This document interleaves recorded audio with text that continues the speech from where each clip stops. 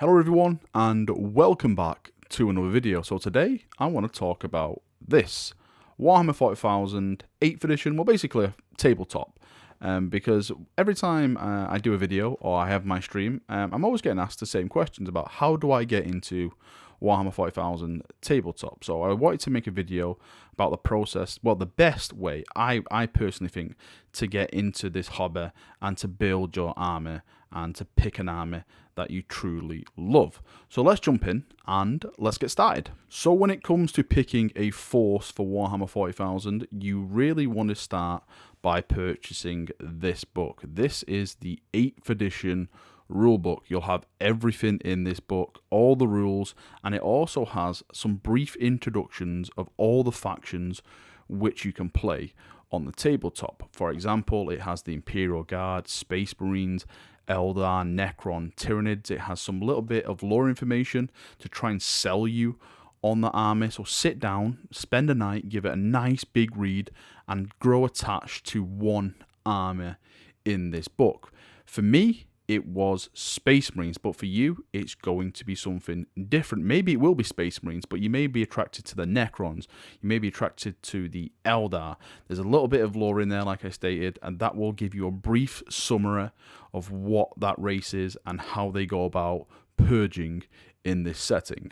So once you finish the 8th edition rulebook and you've picked the faction that you want to jump on and purge with the tabletop, you want to go out and you want to buy their codex. For me, it was the glorious Space Marines. I'm a massive Imperium fanboy, as I stated, and Space Marines are the way to go. Everyone should be getting this book. If you don't get this book, then you're a heretic and you should be purged.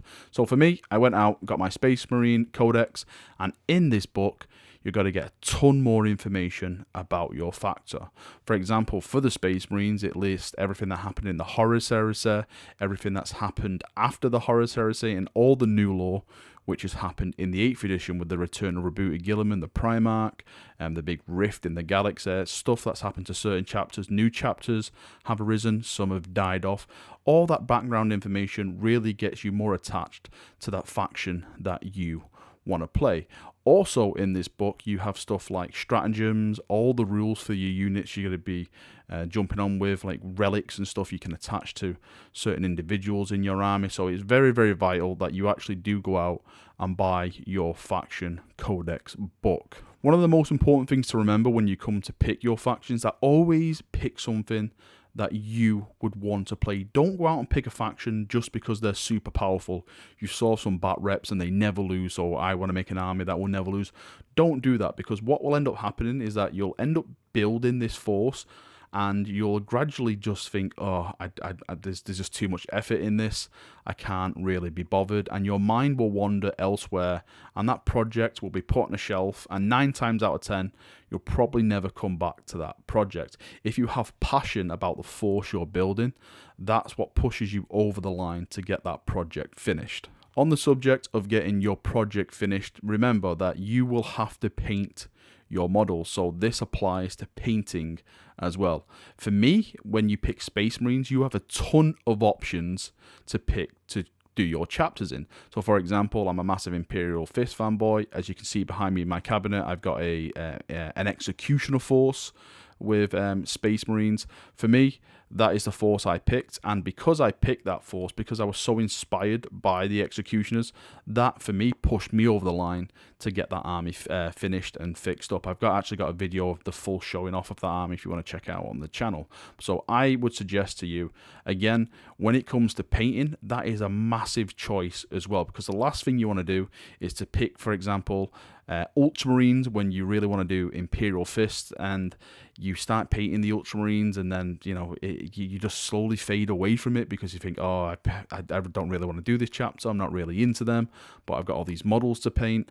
That is another big hurdle. You really need to pick your chapter's paint scheme or your race's paint scheme that you really, really want, because if you don't, you'll definitely come to a point when you're assembling your models, when you're painting your models, where you just want to walk away. You think, oh, this is too much, I'll finish that tomorrow, and then tomorrow turns into next day, and that turns into next week, that turns into next month. So if you have that inspiration, that passion, that to push you to finish your force because you're attached to that chapter or that race, that really, really is something to take on board. So let's say you've just finished assembling your force, you've painted it, you've based it, it looks fantastic. Now is game time. So you've read through your codexes, you're ready to go out and you're ready to purge. Where is the best place to go? Where is the best place to purge? Now for me, in Manchester's quite a populated area, so there's plenty of stuff around me. You can either go to your local Games Workshop. For me, my local Games Workshop is in the Arndale Centre in Manchester, and parking is very, very pricey, so I avoid that shop or that area really. I do have some local gaming stores. Again, this is all down to search on the internet. Mostly local gaming stores are hid away down side streets or just in the middle of nowhere, like on industrial estates and stuff like that, where the rent is cheap.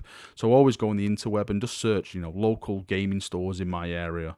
And 9 times out of 10, you'll get a search result, and you can ring them up, and they'll say, "Yeah, come down," and stuff like that.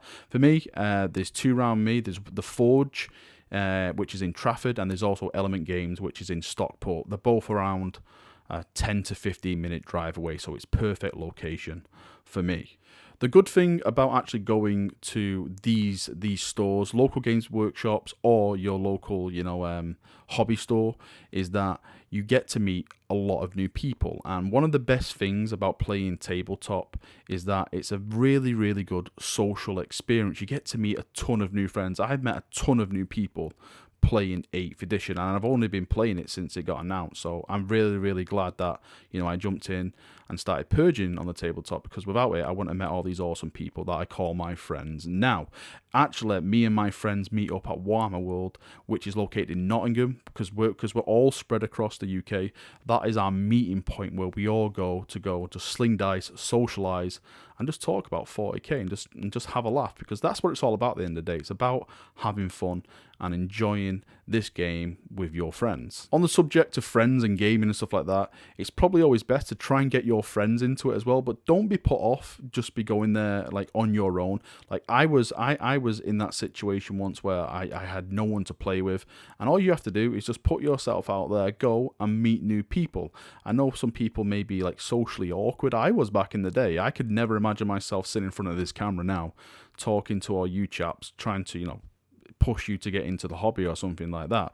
But once you put yourself out there, you'll never find a more friendly bunch of people. I'm being deadly serious, that if you go to like your local hobby shop, people in there just love the stuff that you love, and gradually over time you'll meet a ton of new people, and this will just become like a second habit, just picking up your models, going down to your local Games Workshop or your local hobby store, throwing some dice and having some fun. Just to end the video, I would say for people who are new, just read this. Just read your codexes, read the rule book, go in and take your time. Don't rush. Don't let anyone rush you. Trust me, new players are always welcome into this hobby. If someone comes to play with me and they're new, the first thing I will do is say, just take your time, relax, take your time. We'll have a little bit of fun. We'll have some banter over it and stuff like that.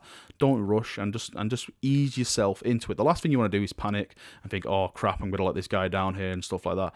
Don't do that. Trust me, no one's got to jump on your back or nag you because you're playing too slow, because you're mistaking a certain rule or anything like that. That's never going to happen with new players. You've got to be the most welcome people actually in the room, because you're actually getting into this hobby and learning it. Alright chaps, that's me done for another video. I hope you've enjoyed yourself. If you've got any questions at all, please post them below in the comment section. I'd love to help you out. If you're an experienced tabletop gamer and you've got any more feedback to add to my feedback, some tips, skills or anything like that, post it below. All you got to do is help out new players, which is always grateful and always helpful when it comes to this hobby. It's about helping each other out. It's just about having some fun. That's the most vital thing I could probably put in this video. Make sure you're having fun. Go to have fun. Don't go there to be like a Mr. Serious. Go there, throw some dice, have a laugh, talk Warhammer, talk your race up, and just go home. And that's it. That's what this hobby's all about. Having fun and meeting new people. Thank you for watching. I hope you've enjoyed it. I hope I passed on some information. See you now, and bye-bye.